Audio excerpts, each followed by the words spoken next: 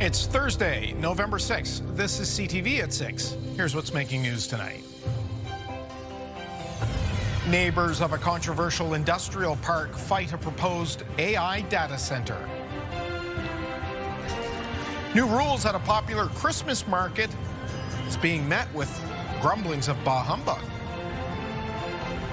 A brisk and blustery end to the week. Temperatures climb Saturday with a round of light rain and showers. Live from our Maritime's News Center, this is CTV News at 6. Here is Todd Battis. Good evening. It was billed as an opportunity to find out about a proposed AI data center, but an information session reignited a fight over a controversial St. John Industrial Park. It promises jobs, but opponents of the Laurenville site are furious about the facility. CTV's Avery McRae reports. But it's really hard for us to believe a word you say. Tension filled the packed Laurenville Community Center Wednesday. You can't replace these wetlands. You can't replace our quality of life. For nearly 2 hours, Beacon AI Center's co-founder Joseph Shovlin and VoltaGrid CEO Nathan O took questions from the community about building an AI data center at the recently expanded Spruce Lake Industrial Park. We still feel like there's a lot of details that we're missing, just like basic answers to questions like the size of the footprint of the project, how many buildings are in the project. There's at least the chance of openness for discussion, and they want to work. You know, that's been said before by council and city staff and the industrial park board, but they never back it up. Data centers are facilities that store massive computer systems for companies, governments, and others. O was born and raised in St. John and is promising to bring over 200 full-time jobs to the area. This is a $2 billion investment for the region that, assuming all the stars aligned, we'll start putting capital into the ground here over the next 12 months. And so, for me, super proud St. Johner, super proud Canadian and New Brunswicker, and I really do in my heart hope that this goes. The project still needs to undergo an environmental impact assessment before work can begin. It's not a closed doors process, so you'll be made aware of all that finer detail that you're quite entitled to know about. St. John Industrial Park's General Manager Ian McKinnon was the lone city representative at the forum. They answered honestly, transparently, and when they didn't have the answers, they said they would get the answers. I appreciate them coming out, and I appreciate them trying to make amends with, or at least trying to smooth things over. But just because people at the meeting felt slightly better following the town hall, it doesn't mean they are on board. We are going to fight you every step of this process. That's okay. Every step. If all goes according to plan, the site would be operational in 2028. Avery McRae, CTV News, St. John. A 56-year-old Halifax man is facing a second-degree murder charge. Police in the city say they arrested the suspect on Tuesday. Derek Eugene Monroe is charged in connection with the death of a 70-year-old man, Brian David Johnson. Johnson was found injured last week at a home on Richmond Street and was pronounced dead at the scene. Police did not release the cause of death, but say the medical examiner confirmed the death was indeed a homicide. One of the few remaining tent encampments in Halifax is being shut down. People living there are being told there are enough shelter spaces and supporting housing options available for them. CTV's Calvin Smith has details. It may feel like deja vu to some Haligonians. 3 designated homeless encampments remain, but this one off of Quinpool Road is the latest to be shut down, with eviction notices giving people 1 month to leave. The province has told the municipality that we do have more indoor spaces available than we have people living rough in the encampments. For people living nearby, thefts and disturbances have been reported, but crime took to another level 2.5 weeks ago when a life-threatening shooting happened. People have family and kids, and there's arguments like in the park sometimes. But as weather gets colder, he hopes legitimate solutions are offered. I have nothing against any of those people living there. I feel bad for their situation. The housing crisis is crazy right now. The Affordable Housing Association says if adequate indoor options were available, people would already be there. Closing encampments doesn't solve the issue of homelessness in our community. It's just moving around homelessness from one solution, one not sufficient or adequate solution to another. He says housing is the solution, but credits good work that's been done and the municipality's eviction timeline.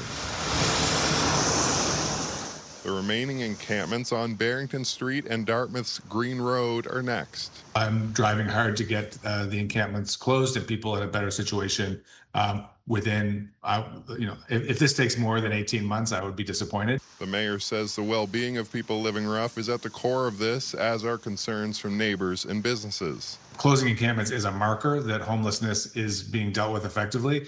It's not how we end homelessness. A world where homelessness is rare, brief, and non-recurring is absolutely achievable. It means we offer different solutions than what we've been offering now. Later this month, his association will detail how it's also more cost-effective to get people into proper housing.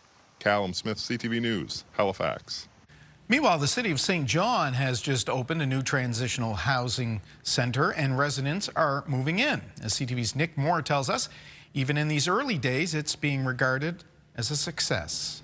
I was homeless, but I'm not anymore. Dale Ketty has just moved into the new Neighborly Homes community on Thorne Avenue in St. John after being homeless for more than 3 years, living in a tent. We spent Christmas there in the snowstorm, freezing, cold. You forget how important food security is, safety, health care. Ketty is now living in one of the 27 temporary transitional units here, meant to offer safety, support, and dignity as residents move on to permanent housing. I had something good to eat last night. I have a warm bed. It's just, I can't even express it. This is a way to shift out of crisis mode, so we're not spending all our money just keeping people alive in tents and hand warmers and food packs and things like that, so we can get people safe while we attenuate the crisis. Thorne Avenue is a second Neighborly Homes community to open in St. John. The first opened in August on Egbert Street. Marcel Lebrun is founder of 12 Neighbors, Inc., which has developed and is operating the Neighborly Homes communities. You always get the critics who say, oh, give it 2 weeks, the place will look like a mess. You know, we opened August 1st, the place is clean. It looks great. We haven't had a single emergency services call since we opened August 1st, you know, where encampments are dealing with crises every night. So it works. It really works. 12 Neighbors, Inc. has been working with the provincial government to open more transitional housing locations. We've said to the province, we're happy to go anywhere in New Brunswick that you feel the need is. Being homeless, I lost all my dignity, my self-respect. I was suicidal.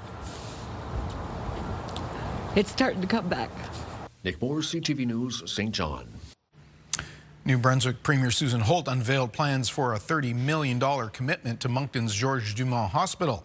The funding will go towards building a new endoscopy unit. The Holt government says the expansion will reduce wait times and improve access to specialized care. Health Minister John Dornan believes the new infrastructure will also help retain healthcare professionals in the province. We can treat more patients, shorten that wait list, detect earlier, and reduce hospitalizations. So we'll be able to serve more cancer patients. When people look at here and know that we're committed to this levels of instrumentation support, other staff with a fair negotiated salary, and people will come and they will stay. The construction will transform the hospital's old surgical block. It will expand from 7 to 12 rooms. All this will happen by 2029. Fewer Nova Scotians are looking for a family doctor, according to new government data in that province, and you can see the numbers at our website, ctvnewsatlantic.ca. We want to update you now on a story we told you about a few weeks ago about a vandalism spree in Moncton's largest cemetery. More than 40 monuments that were found toppled over at Elmwood Cemetery. Some of the stones were more than a century old. Well, management at the cemetery says most of them are now repaired, and they've been overwhelmed by the outpouring of support from the public. With assistance from the public, financially and physically, and my own staff, we managed to put 37 of the 41 monuments that were on the ground are all repaired and back up where they were prior to the vandalism. They say now they're going to beef up security. So far, police have not provided any updates on the investigation into that vandalism case. That's a look at Officer Square in downtown Fredericton. 9 minutes after 6 o'clock, 4 degrees, a little on the chilly side, a little drier than it's been the last little while too. Kaylin Mitchell joins us for our first look at the forecast. And a lot of rain came down in certain places, not so much in others. That's right. So we're going to take a look at some rainfall totals from this latest weather system that moved through. And large areas of New Brunswick, as well as parts of Prince Edward Island, picked up as little as around a few to several millimeters of precipitation. That would include, of course, both lighter rain moving through it and in some cases some wet snow. There were a few areas near the Bay of Fundy coastline, New Brunswick, that picked up some rainfall amounts of around 10 millimeters. And same thing goes for parts of Prince Edward Island, including around the Charlottetown area, picked up around 12 millimeters. Areas of Nova Scotia mostly picked up some rainfall amounts in the range of around 15 to up to near 40 millimeters, and there was wet snow in that province as well, enough that it did create at times some greasy roads in around the Mount Tom area. So interior areas of the north and east of Nova Scotia also have reports that there were some greasy roads in a few areas in the interior of Antigonish and Guysborough counties, as well as a few spots in Cape Breton. Now we're on to the back half of this weather system now. So over the next couple of hours, we still have some scattered showers and flurries around the region. That should be mostly coming to an end as we move through tonight. Maybe a few areas that you want to watch for those showers or any remaining wet snow to be a little bit steadier. Again, round eastern areas of Nova Scotia, including parts of Pictou, Antigonish counties, and then across the Cancel Causeway into Cape Breton. But their conditions should be improved by midnight. And then during the overnight, typically seeing some fairly clear conditions for most of the region, except partly cloudy around Prince Edward Island and areas of Cape Breton. Temperatures, as Todd noted, starting to get a little bit chilly out there. Some lows tonight are going to be falling to and below the freezing mark, so we do want to be careful about maybe some icy spots developing if there's any wet surfaces sort of standing around as those temperatures get colder, Todd. Icy spots, haven't heard that for a while. Yeah. Okay, thanks. We'll see you later in the show. The study of sharks in maritime waters has taken a step forward. Scientists have used a new, non-invasive method to track great whites around Nova Scotia. CTV's Jonathan McGuinness has the story. For the first time in Canadian waters, Neil Hammerschlag has successfully tagged a free-swimming great white shark with a satellite tracking device. What we're trying to do is study the natural behavior of sharks, try to be least invasive as possible, try to not stress the sharks out at all. Traditionally, sharks had to be captured before a monitor could be mounted on their dorsal fin. So this was actually the first shark we tagged. In total, Hammerschlag and his crew have tagged 6 great whites in Nova Scotian waters. We're really trying to understand the population status of these sharks and monitor their population status over time. But we also want to know, in areas where they're occurring here in Nova Scotia, what they're doing, why they're here, what's significant about Nova Scotian waters to these sharks.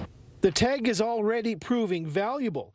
Hammerschlag says until now it was believed sharks wandered the waters, but the device is sending back interesting information. And they're highly mobile, not really aggregating anywhere, but the place that we tagged it, which was off of southwest Nova Scotia, some of these offshore islands, the shark has shown extreme high residency there. It's spending a lot of time reusing this area, pointing to the spot as a critical habitat. All this is important data for shark researchers. There's not many places in the world left where you can actually go out and see great white sharks or that are great white shark hotspots. Really, you're thinking now Australia, New Zealand, and now Nova Scotia. The tags that are mounted on the shark's fins aren't permanent and will fall off in a few weeks. These sharks tend to be here from summer until late fall. Neil Hammerschlag says many will come back to what's becoming very important habitat for great white sharks. Jonathan McGuinness, CTV News, Halifax. Just Maritimers themselves. The New Brunswick government is promising to make the province more accessible in the coming years. A 5-year plan was announced today focused on removing barriers and potentially establish regulations in everything from housing to education. Data indicates about a third of New Brunswickers live with a disability, the second highest number in the country. An accessibility office has been set up to implement the plan. This will be the first time ever in New Brunswick that people have gathered around a table to look at a regulatory standard on communications and information that will impact things like this press conference. The reality is we need standards, regulations, and we need enforcement and accountability to make sure that those regulations and standards are actually implemented. People are being invited to share their experiences online, which will spark the first actions under this new plan. Get the Maritime's top stories, breaking news alerts, and watch live. Download the CTV News app. A Halifax holiday market has become so popular, it's been forced to make some new rules. It argues they're necessary for everyone to enjoy the spirit of Christmas. But there are some grumblings of bah humbug. CTV's Emma Convey reports. It's beginning to look a lot like Christmas. Christmas at the Forum, that is, as vendors light up the season with gifts and decor. This is actually one of Atlantic Canada's largest craft shows. It's the ultimate mom and pop, buy local atmosphere. 310 vendors throughout 4 buildings. Everything from sweet treats to soap to ornaments and jewelry. Chris Banks, who runs the show, says this year is one of the biggest yet. We've moved to a time slot system, and so with that time slot, we have a maximum capacity of 20,300 people. We're already up to 16,000 people, so we're well on our way. More down the aisles means merrier business for local vendors. In Newfoundland, we were kind of well known, but here, we haven't been here that long, so this helps with our business as well. To be able to get that level of exposure is so important to small businesses. Obviously, it's a profitable event for us, but yeah, I mean, the people are amazing. Many have decked the halls here for years. It's become an annual tradition. 16 years, I think, and I'm coming because I love our customers. I love the community. I just love giving food. I just like the pace of the show, you know. There's always a nice flow of people. Some like to take their time when browsing and aren't fans of the new time constraints.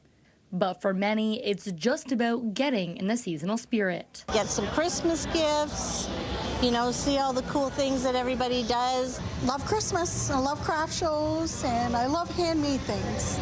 And a reminder, this year they're asking people to book tickets online, and you'll have a 2-hour window before the next crowd comes in. Things will wrap up tonight till around 9 o'clock, and vendors are back at it all weekend, straight through till Sunday at 5. Todd.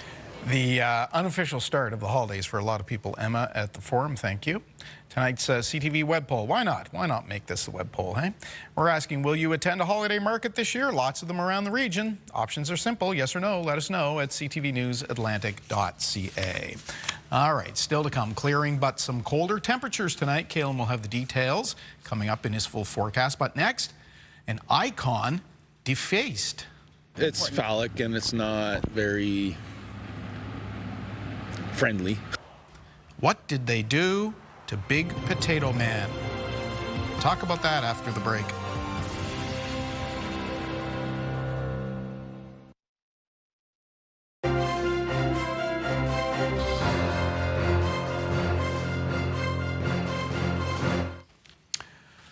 He's a roadside superstar, a 6-meter-tall landmark whose quirky grin and awkward wave have greeted motorists for decades. But Majorville's Big Potato Man is not himself these days. CTV's Laura Brown tells us why. He's maintaining his happy-go-lucky demeanor, but what's behind this white fertilizer bag is against everything Majorville's beloved Mr. Big Potato is all about. It's phallic and it's not very friendly.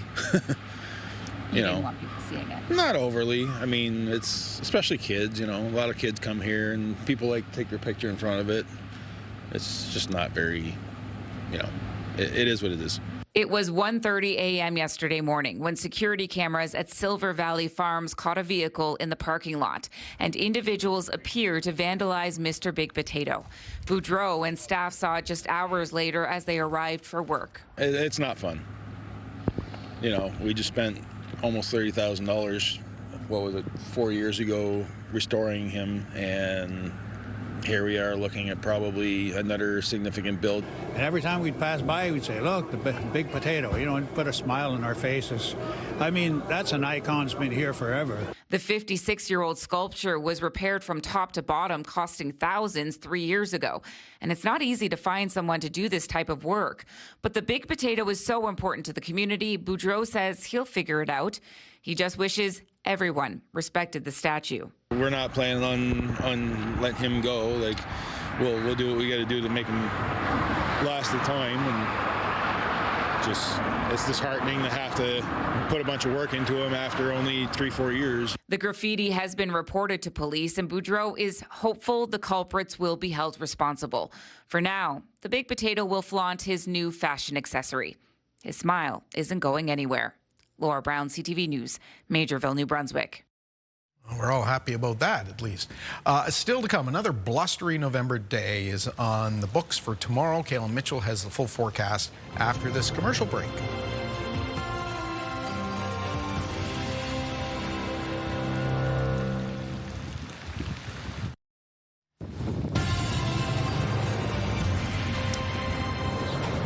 High winds made for choppy seas earlier today at the wharf in East Chesapeake, Nova Scotia. That fishing vessel is tied up. Ferries around the region also tied up, perhaps not surprisingly, because high-sided and those buffeting winds don't make for a very pleasant voyage anyway. Yeah. Especially considering these weather systems are picking up steam as they approach and then move past the Maritimes. Even this one, while not quite matching up the storm that hit earlier this week in Newfoundland, is pretty potent now as it's arriving for that province. Looks like they have a decent band of snow that is set up right through central parts of Newfoundland. And of course, Todd, as you mentioned, these back-to-back-to-back weather systems, it's good for us catching up on overall rainfall amounts. Sure. Not so great for the ferry services in the region as well. No, it's thrown, yeah, it's certainly, delays and cancellations. It's thrown some travel into chaos. For those winds are funneling quite strong through the Cabot Strait, so make sure you check in on those ferry services around the region for the latest on delays and cancellations. Let's take a look at weather conditions across the country. We're not the only part of the country dealing with some very windy conditions. So it's the south coast of BC. There's some wind warnings out for southern parts of the mainland of British Columbia. 12 degrees right now, raining at Victoria and 11 at Vancouver.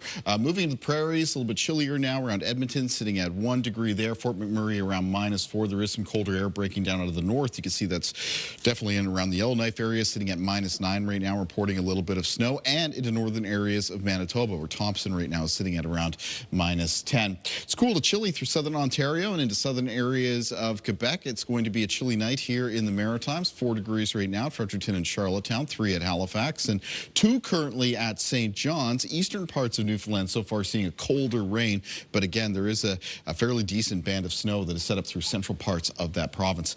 Taking a look at the forecast timeline for cloud cover and precipitation, we still have some showers and some flurries on the go this evening. Now, as we make our way towards and after midnight, most of those will have come to an end. In fact, during the overnight hours, the locations that will have a chance of a few more showers or flurries include northern areas of New Brunswick as well as parts of Cape Breton. Start of the day for tomorrow, it's going to be chilly for all 3 maritime provinces. Decent amount of sunshine, in fact, mostly sunny to begin on Friday, but then moving into and through Friday afternoon, it's cloud cover increasing from the west of us. This is ahead of a weather front that is approaching off of a low pressure system that this time isn't going to be moving sort of past the Maritimes. It's more moving up through Quebec, but it is pushing the weather front towards us, and that'll bring the Maritimes some areas of some lighter rain and showers beginning late Friday night, except for, once again, the possibility of some wet snow for northern areas of New Brunswick, and maybe some slushy accumulations initially in that wet snow before temperatures come up above freezing in a southerly wind, and the entirety of the region gets quite a boost up in temperatures for the start of the weekend. Looking at a lot of highs on Saturday up towards the low teens. Taking a look at winds in the forecast for tonight, they remain on the gusty side. They diminish a little bit for tomorrow, but you can still expect wind gusts of 20 to 40 kilometers per hour around New Brunswick, mainland Nova Scotia, and maybe a little bit higher for parts of Prince Edward Island and Cape Breton. There, potential gusts between 30 and 60 kilometers per hour. Low temperatures in the forecast for tonight.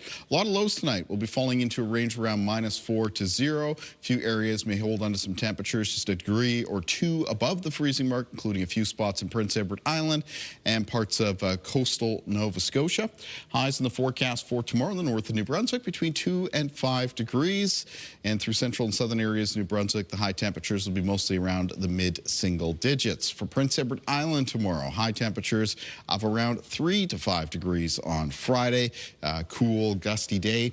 And for eastern areas of Nova Scotia, high temperatures between 4 and 6. Still low chance of a shower or flurry in Cape Breton, especially in Inverness, Victoria counties. Northern central areas of Nova Scotia with high temperatures tomorrow between 5 and 7 degrees. And in the southwest of the province, the high temperatures between 6 and 8. Takes us to our extended forecast. So for New Brunswick, it's a round of showers and flurries coming in Friday night into early Saturday morning. Then a mix of sun and cloud and cooler for Sunday. Another round of rain in the forecast for Monday, and then that moves through on Tuesday. Remembrance Day still looking chilly and breezy. After that, a chance of showers on Wednesday and Thursday, a mix of sun and cloud. For Nova Scotia, we have light rain coming through on Saturday, a mix of sun and cloud on Sunday. The next round of rain for Monday of next week, but may slow down a little bit, enough that there's a chance of some showers on Tuesday, Remembrance Day, a mix of sun and cloud in the forecast for Wednesday and Thursday. And for Prince Edward Island, coming up on Saturday, showers, and then on Sunday, a mix of sun and cloud, highs near 7. Rain in the forecast for Monday. Now a chance of showers on Tuesday, Remembrance Day, then a mix of sun and cloud Wednesday and Thursday. Tom. All right, see you at the end of the show for the wake up, Kaylin. Thank you. Next, Yarmouth Mayor Pam Mood joins us to talk about, well, we'll talk about budget money, natural resources, and those recent, very recent political moves in her area. And one of the top bands in Canada from the Maritimes, still at it.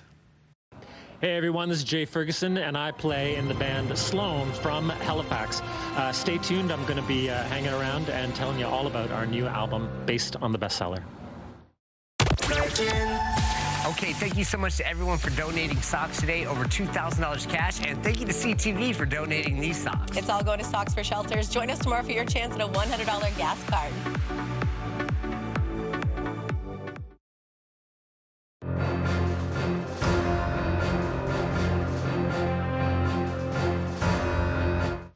Welcome back. Tonight, we're joined by Pam Mood, Mayor of Yarmouth and outgoing President of the Federation of Municipalities in Nova Scotia. Just wrapped up meetings in Halifax. Nice to see you, Pam Mood. Nice to be here. I want to talk to you about a number of things. There's a lot going on, the budget, whole sort of things. But first, I want to get your reaction to your Member of Parliament, Chris d'Entremont, of course, left the Conservative Party yesterday to join the Liberals. How was that playing in your riding? He did, and I'm going to say that it's playing quite well in our riding. Everyone loves Chris. He's a great guy, top notch, and you know, I think we're separating the fact that two things. Number one, it's the leadership thing. So he is, everything rises and falls on leadership. I think we can agree with that, and he's walking away from leadership that doesn't sit well with who he is as a human being, and you have to be able to live with yourself in this job, so, you know, good on him for doing that. Were there rumblings of that, though? Did you hear that type of talk from him before this happened, or did this surprise you? It was surprising. Yeah. Not surprising that he should do it, but surprising that it happened, and you know, glad he took that step. Okay, let's talk a bit about the budget, because there's a lot of money in there for municipalities, and you've talked about this the last couple of days with your colleagues from around Nova Scotia. $50 billion plus in infrastructure money. Mayors have been crying for this for years now, because there's been something of a download on municipalities. You end up having to hold the bag to pay for a lot of items. Have you worked up a Christmas wish list, let's call it? Oh, listen, we always have Christmas wish lists, and they start years ahead. So the budget, you know, as you alluded to, $51 billion in infrastructure dollars. But I will say this, appreciative, tremendously appreciative, but the devil's in the details. So within this is not all new money. A lot of it, I would say, has pre-existed in other manners, you know, with the funds, with grants. and, you know, in other manners. So we have to take a deeper dive, and honestly, you know, spending this week at NSFM, I haven't had 30 seconds to do that, but I'll be digging into that to see exactly what is coming to us. I mean, it's not automatic, right? You've got to apply for it. It's going to be a bit of a competition to get some of that.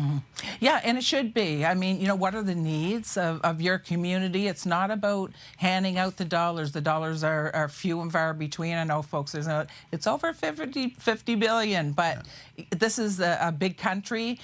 We're an old country, and we're talking about everything. For me, we're talking about everything from a ferry terminal to ensure that the ferry can still run. Infrastructure, we're a 250-year-old town. I can't pave anything unless I dig it up and, you know, and replace that infrastructure. That's millions of dollars. Let me ask you very quickly about, you mentioned the ferry. It was basically one-way traffic this year. Not a lot of traffic heading down to the States from Canada, but the tourism numbers are starting to get revealed now around the region. What kind of summer did you have?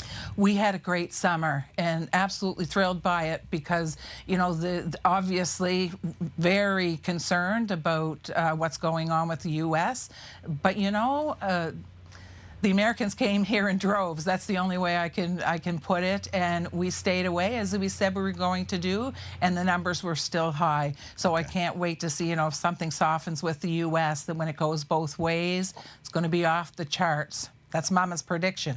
Okay, we'll hold you to that. I've got less than a minute, but I want to get this in. You met with Cabinet Minister yesterday from the province of Nova Scotia. The relationship between municipalities and the provinces, this provincial government has been fraught sometimes.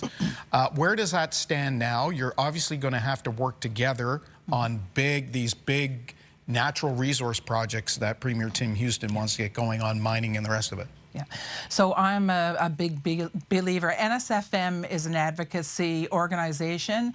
My advocacy is not through a tax. It's building relationships, having conversations, and keeping those lines of communication wide open. This province has done that under my presidency, and we've got a great president in David Mitchell coming up.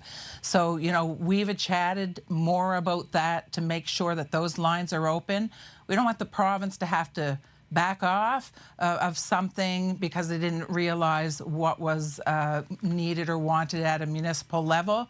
So, you know, talk to us, sit us at the table, and let's make this happen, because that rising tide does float all boats, and when one wins, we all win. Mayor Pam Mood of Yarmouth, it's good to see you. Thank you for your time. We'll be talking again. My pleasure. Thank you. Time out. We'll be back with much more of your local news after this.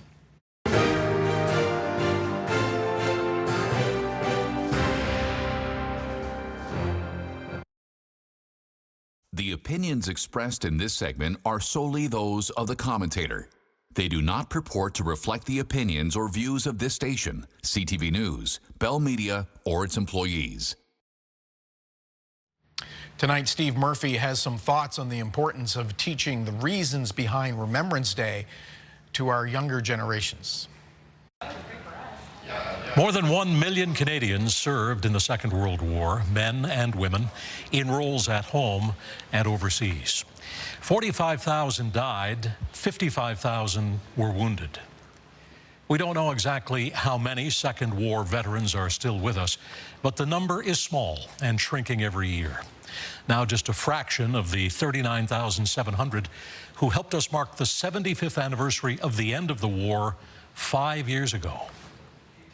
80 years later, even the very youngest Second War veterans, those who were underage when they joined up, they're in their mid to late 90s. Others are closer to 100 or more. Anyone who actually remembers the outbreak of the conflict in 1939 is 90 and older. And even those who remember its end in 1945 are in their mid-80s. All of which is to say, the number of Canadians able to share their first-hand accounts of the war, here and over there, is small. Given current events and the unmistakable echoes of some of the conditions that preceded the Second World War, it's more important than ever that we listen to those few who can remember. But it's also essential that younger people acquaint themselves with what happened before and during and after the Second World War so that they and we can properly respond to those current conditions with the benefit of the experience and the hard-won sacrifices of what truly was the greatest generation. As November 11th approaches, those who cannot remember are morally obliged to learn. I'm Steve Murphy. And Steve will return. In health headlines tonight, a shortage of prescription painkillers in Canada is expected to continue in the new year. CTV's Amanda Debison has more in the Thursday edition of The Lifeline.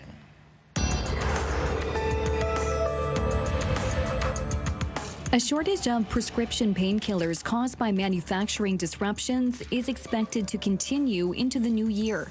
Originally, the shortage of drugs containing acetaminophen with oxycodone, including Percocet, was supposed to last until the fall. However, the Canadian Pharmacists Association says medications with codeine, such as Tylenol 3, are back in stock, but supply remains limited for Tylenol 2 and 4.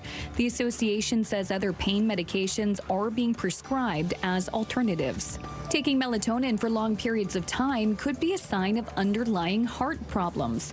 A study of more than 130,000 adults found that those who took the sleep aid for more than a year were nearly twice as likely to develop heart failure. Researchers said there's no evidence that melatonin itself causes heart problems. However, a need to take them could be a signal that the body is experiencing cardiac issues. Experts agree that more research is needed into the supplement's possible side effects. Finally, this woman from Quebec went from being paralyzed to running marathons, and she says it's all due to the kindness of blood donors. It's so important to give blood because it saves lives. 2 years ago, Anik was diagnosed with a rare autoimmune condition that left her unable to move from the head down. As part of her recovery, she underwent 40 plasma transfusions.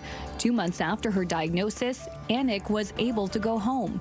2 years later, she's training for an Ironman race in Mexico. In between races, Anik is a regular blood donor as her way of giving back. With Health and Medical News, I'm Amanda Debison for The Lifeline.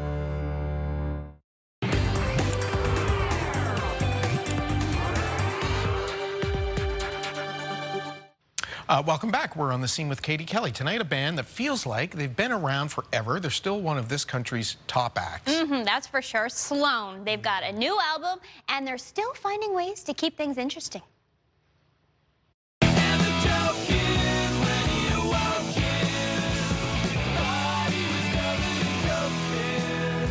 More than 3 decades ago, 4 musicians came together to make music. 10 people at that show in Regina at a place called Channel 1. Most of them left. That was guitarist and vocalist Jay Ferguson in the early 90s. Humble beginnings for a band that would go on to become one of Canada's most beloved rock groups. Years later, he's still rocking along the same friends from the Maritimes. I think I'm the only one who's actually born at the Grace Maternity Hospital here in Halifax, but everybody in our band kind of grew up in Halifax or just like within the vicinity. But I love it. I love coming back to Halifax, and I miss it a lot.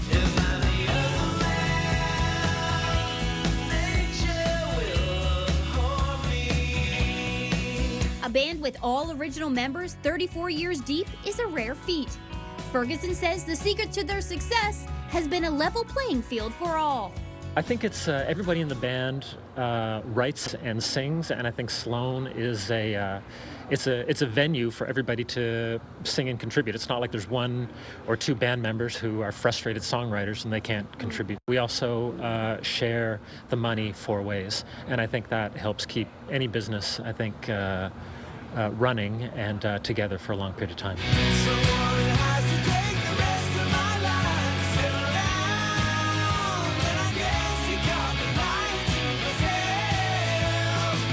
Between them, they create something to suit everybody.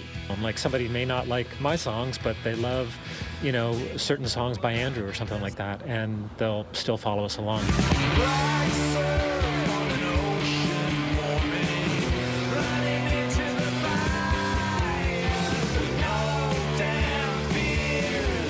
Sloan just released their 14th album based on the bestseller. And I tried to write kind of more of a riff rocker, and Patrick really delivers with some rockers. Chris has got a cool old piano song that he wrote back in 1996, and Andrew's got some cool rockers. The record has a cinematic twist. We manufactured the movie poster, like had it printed, folded it, unfolded it, and then asked a movie theater in Toronto called the Review Cinema, can we hang this up in your marquee, you know how they have the movie, and take a photo of it for our album cover.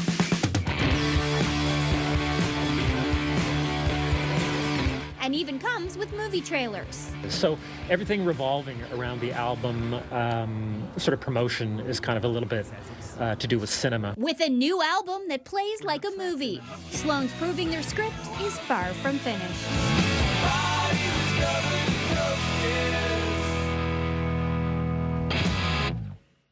So Jay talking about all those reasons why they're still together. I think sense of humor is a really big part of their success, and perhaps why they're still together. Yeah. They all just get along, and they're all really fun people. You saw them this summer. I did. At the Shore Club? Yeah, Shore Club. And loved it.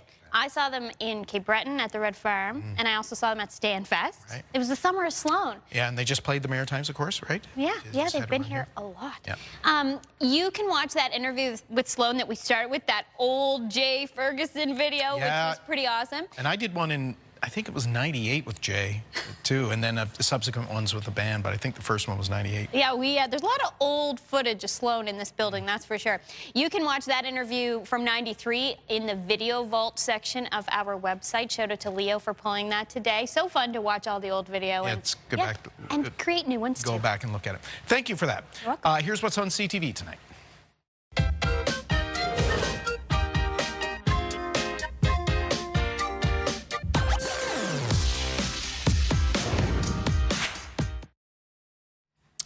Seesaw kind of week for the Dow. After being up yesterday, it's down 398 points today. And we have earning reports from several big Canadian companies.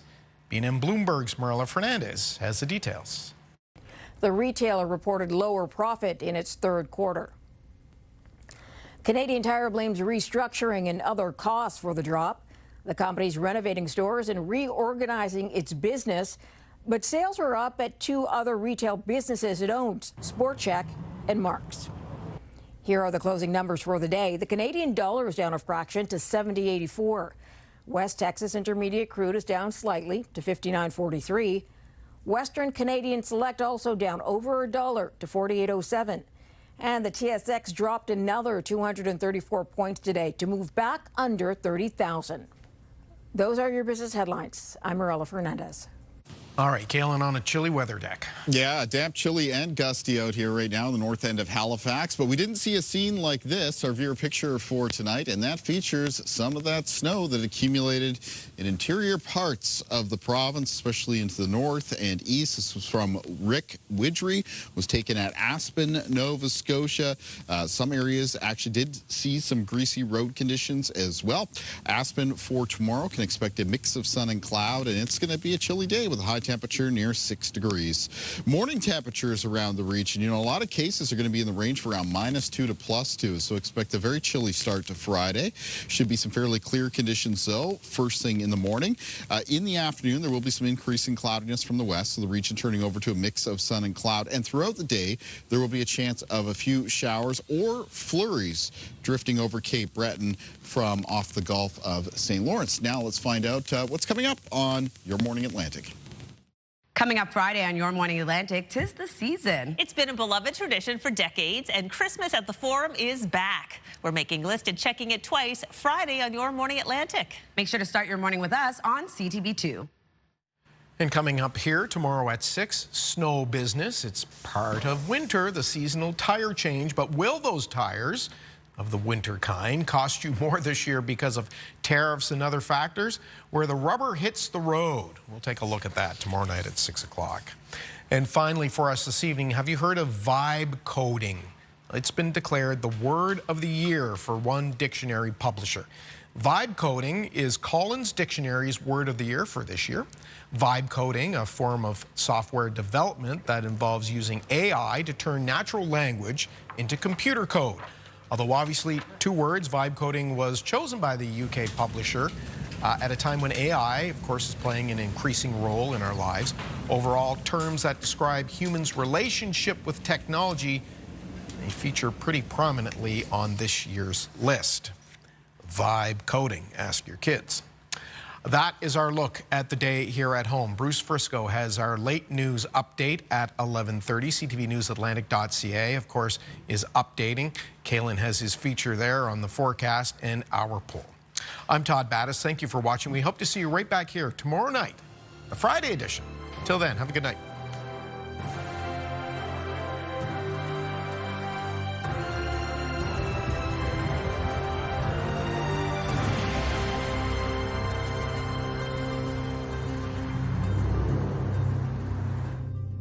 CTV News, the Maritime's #1 newscast.